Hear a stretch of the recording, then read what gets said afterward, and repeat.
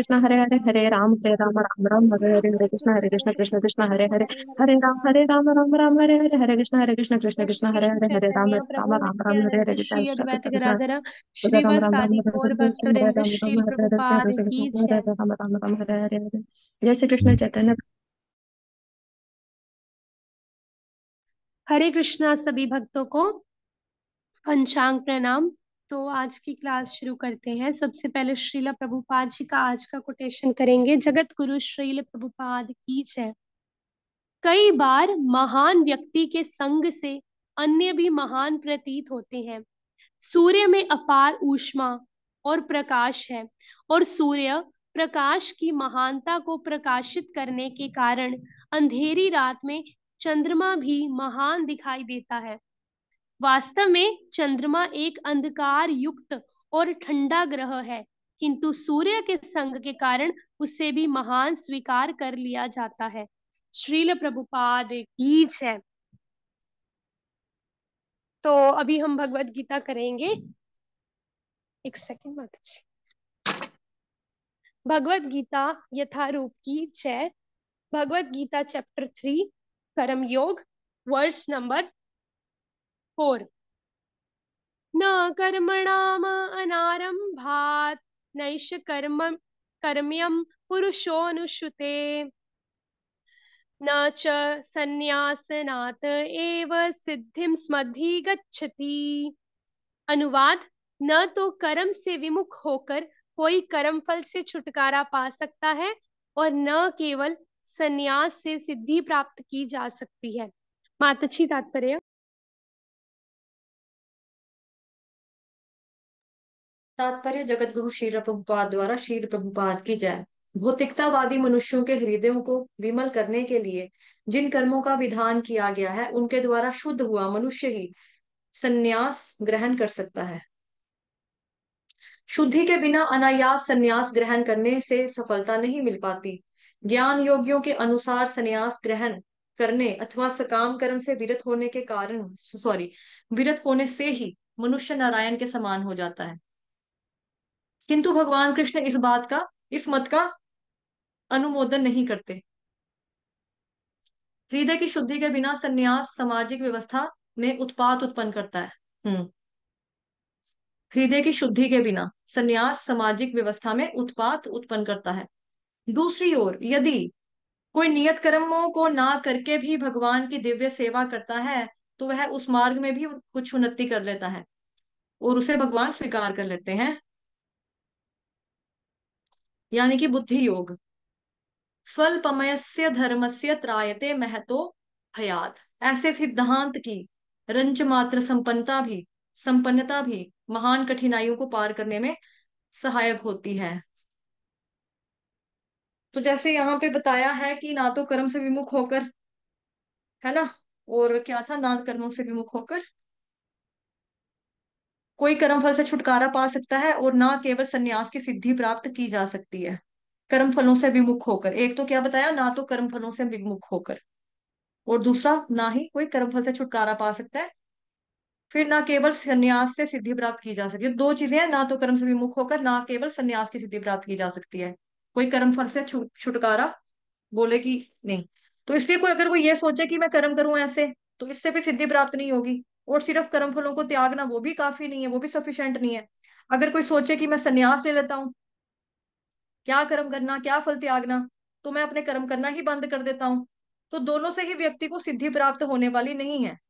इसलिए कभी कभी लोग ना अपनी संसारिक रिस्पॉन्सिबिलिटीज छोड़कर चले जाते हैं, लेकिन फिर उसके बाद वो वापस भी आ जाते हैं। जैसे कई बार होता है ना कि घर में कोई छोटी मोटी बात होगी, जैसे बचपन में ही होता था, छोटे बच्चे जो होते हैं, मतलब कि टीनेजर्स लगा लो या कॉलेज वाले भी होते हैं, कभी उनके घर में ही कोई बात हो जाती है ना, तो वो घर कहते हैं कि चलो बैग पैक करो अपना, तो चलो घर से बाहर। एक ऐड भी आती थी ना, मैं घर छोड़ के जा रहा हूँ, कोई मुझसे प्यार नहीं करता, अरे घर में तो मम्मा ने जलेबी बनाई है, जलेबी। इस तरह से तो वो बच्चा भी बताया ना, छोटा सा, मतलब कि 4-5 साल का बच्चा होता है, उसको गुस्सा चढ़ता है, वो स्कूल का बस्ता उठाता है, अपना एक आधा खिलौना हाथ में पकड़ता है और चल पड़ता है कि मेरे से घर में कोई प्यार नहीं करता, सब मेरे पे गुस्सा करते हैं, मैं जा रहा हूँ। लेकिन जैसे ही उसको बोलते हैं कि घर में तो मम्मा ने जलेबी बनाई है, फिर वो कैसे, कोई जलेबी बनाई है? फिर कहता है हाँ ठीक है। आजकल भी एक और रील जो है वो बड़ी फेमस हो रही है, बड़े सारे लोग उसके ऊपर बना रहे हैं कि उस पे क्या बताया कि ना, जो लोग होते हैं मतलब जो बना रहे हैं रील, वो ये करते हैं पहले कि उनके जो घर में कोई बात होती है तो वो अपना सामान समून पैक करके चले जाते हैं, उसके मम्मी पापा जैसे मानो मार रहे हैं, तो सामान छोड़ के जैसे ही जाने लगता है तो मम्मी कहती है आलू के परोंठे बनाए, कि फिर कहता है दही भी दे देना। तो फिर वो उसके बाद गाना आता है, मैं गिरिया होया बंदा जमाना जमाने का, कुछ ऐसे गाना आता है कि पंजाबी गाना है, मैं गिरिया होया बंदा जमाने का, कुछ ऐसे करके आता है सॉन्ग। तो यही चीज है कि अगर कोई व्यक्ति सोचे कि मैं कर्म ना करूं और मैं संन्यास ले लेता हूँ, जो इस तरह के संन्यास होते हैं कि छोड़ो घर बार चलो हरिद्वार, तो उसमें कभी भी सिद्धि प्राप्त नहीं होने वाली है, कभी सिद्धि प्राप्त नहीं होने वाली है। इसलिए कभी कभी लोग अपनी सांसारिक जो जिम्मेदारियां होती हैं उसको छोड़कर चले जाते हैं, लेकिन उसके बाद फिर से वो वापस वो आ जाते हैं। तो इसीलिए सिद्धि इन चीजों से सिद्धि प्राप्त नहीं होती है। तो क्योंकि देखो जो स्पिरिचुअलिटी है ना वो एक डायनेमिक प्रोसेस है। अक्सर कोई व्यक्ति भक्त बनता है ना तो किसी के घर में तो कई बार घर वाले बड़ी चिंता करते हैं। जैसे आपको मालूम होगा हमारे ग्रुप में कुछ टीनेजर्स थे, ठीक है, एक तो प्रभु जी, जयंत सिंगला करके, बड़े फेमस। उसका क्या रहता है, आया गया आया गया आया गया आया गया आया गया। माता जी मुझे मुझे मेरा भाई मारता है, माता जी मेरी भगवत गीता फाड़ दी, माता जी ये हो गया, माता जी मेरा भाई डॉन है, माता जी वो वैसे करता है, माता जी वो वैसे करता है। सोचो वो कितनी बार हमारे ग्रुप में, कितनी बार उसने एंट्री मारी है, कितनी बार उसने ग्रुप से एग्जिट किया है, कितनी बार ही उसने मतलब कि अपना अकाउंट डिलीट किया, कितनी बार वो वापिस आया है। तो सो दैट मीन्स कि जो स्पिरिचुअलिटी है ना वो डायनामिक प्रोसेस है। अक्सर अगर कोई व्यक्ति भक्त बनता है तो किसी के घर वाले जो है बड़ी चिंता करते हैं कि मंदिर में जाकर ये घंटियां बजाता रहेगा पूरा दिन, ढोलकियां छाने बजाएगा वहां जाकर, कुछ करने वाला नहीं है लाइफ में, ये अपने आप को सरवाइव कैसे करेगा, करियर क्या बनाएगा, पैसा कहाँ से कमाएगा, शादी नहीं करेगा, कुंवारा रह जाएगा, ब्रह्मचारी बनेगा, हमारा कुल कैसे चलेगा। कई तरह की लोगों के मनों में विचार आते हैं।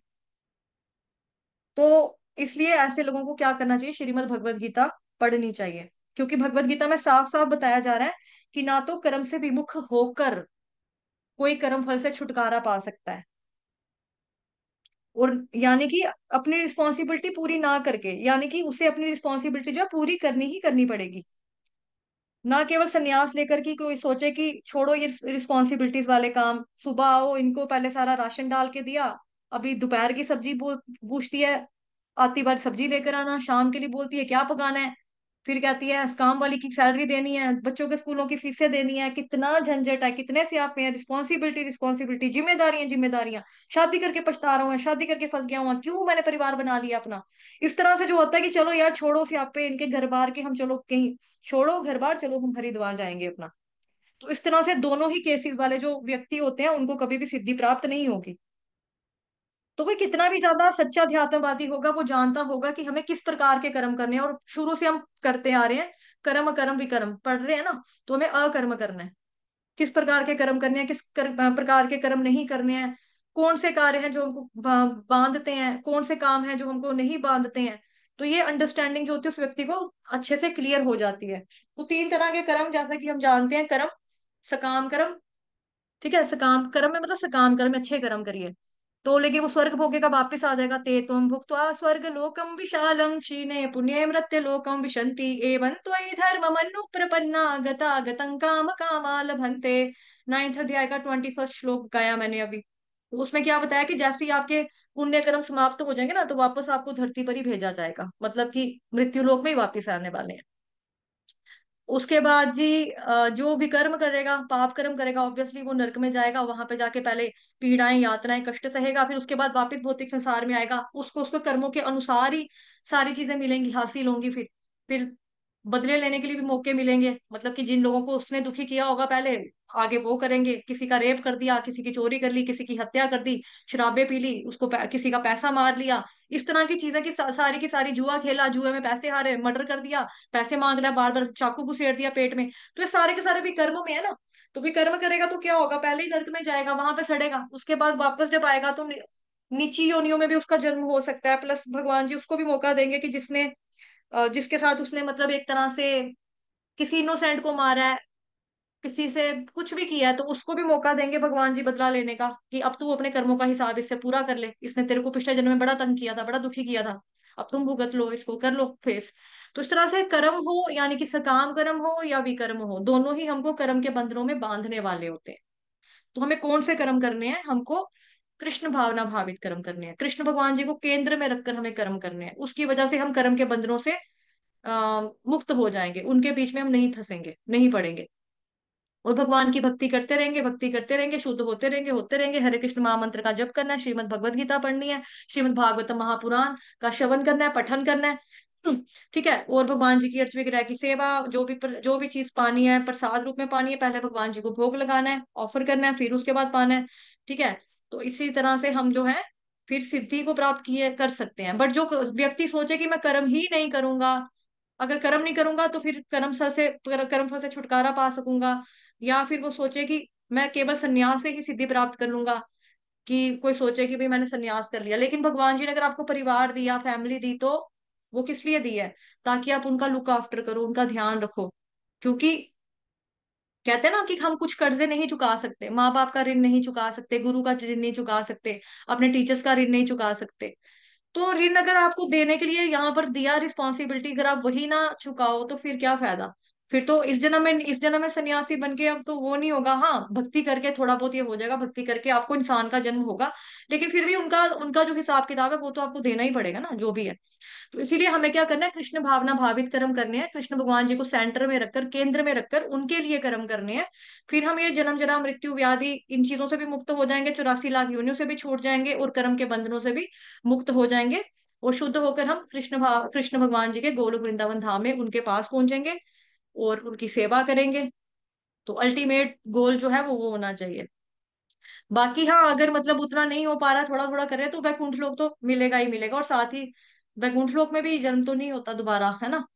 वैकुंठ लोक, लोक का मतलब क्या हुआ? लोक तो पता है सबको। वैकुंठ, कुंठ का मतलब जैसे यहाँ पर कुंठ है ना, कुंठ, जन्म जरा मृत्यु आदि कष्ट, आध्यात्मिक क्लेश, भौतिक क्लेश, तीसरा क्लेश एक और भी है ना, अध्यात्म आदि दैविक क्लेश, ये 3 क्लेश।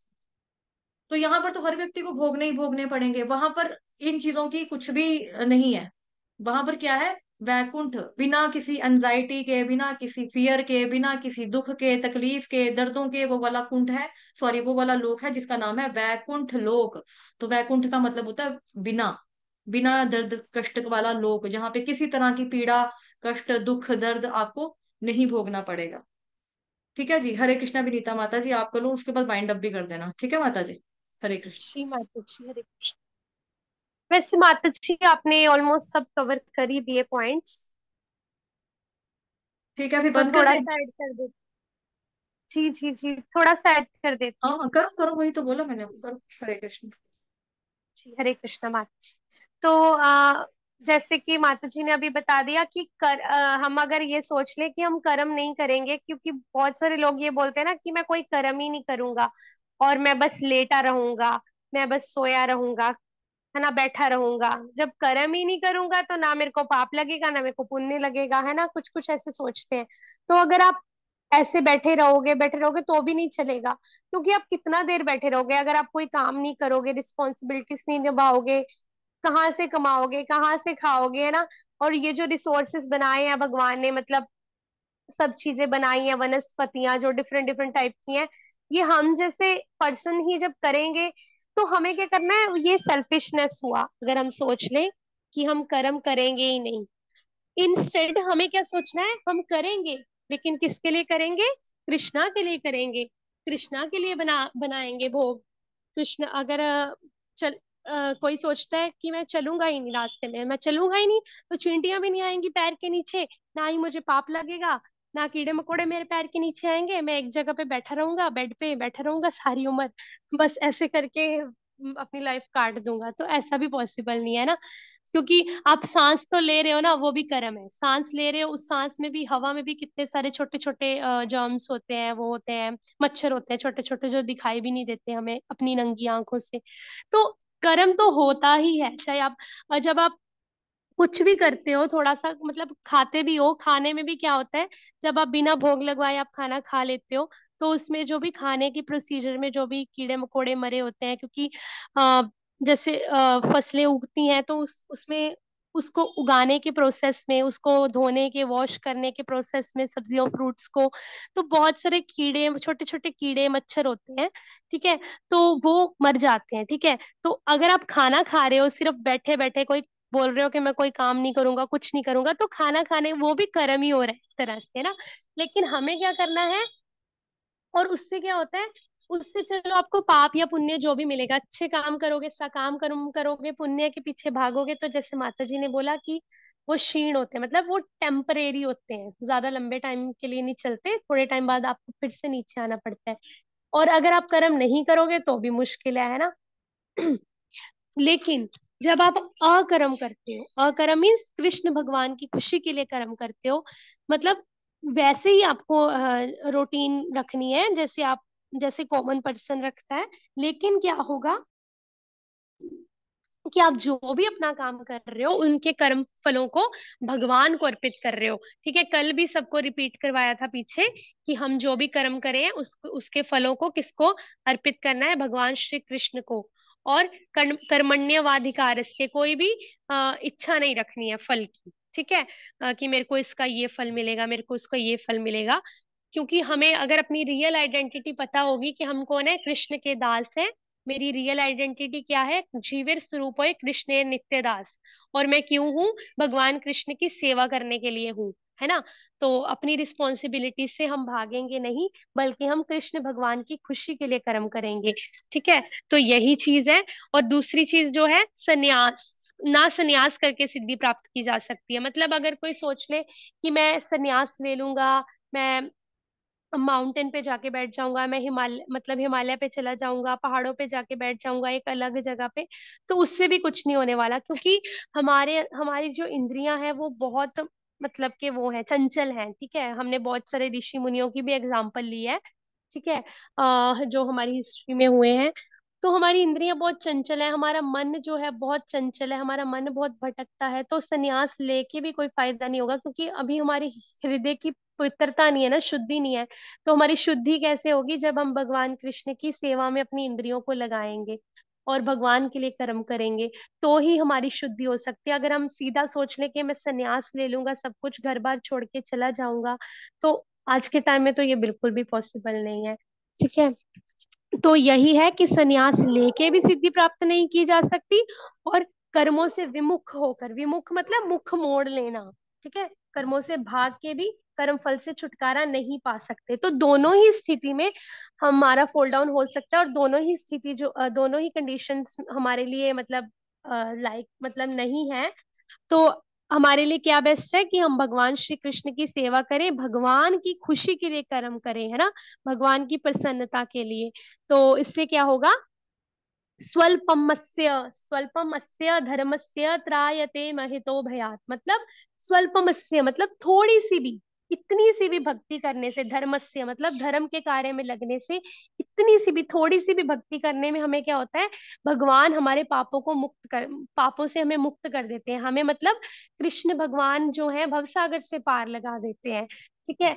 तो हमें क्या करना है, हमें भक्ति में लगना है, जो हमें भक्ति पूर्वक कर्म करने हैं, जो भक्ति से रिलेटेड हो, कृष्ण की खुशी से, कृष्ण की प्रसन्नता से रिलेटेड हो, तो वो कर्म हमें जो है करने हैं। तो उससे क्या होगा, ऐसे सिद्धांत की रंच मात्र संपन्नता भी महान कठिनाइयों को पार करने में सहायक होती है, ठीक है। तो आज की शिक्षा जो है यही है कि हमें कुछ भी करना है तो हमें अकर्म यानी कि भगवान श्री कृष्ण की खुशी के लिए कर्म करने हैं। तो हरे कृष्णा, सभी भक्तों को पंचांग प्रणाम। वाञ्छा कल्पतरुभ्यश्च कृपा सिन्धुभय एव च पतितानां पावनेभ्यो वैष्णवेभ्यो नमो नमः। अनंत कोटि वैष्णव वृंद की जय, श्रील प्रभुपाद की जय।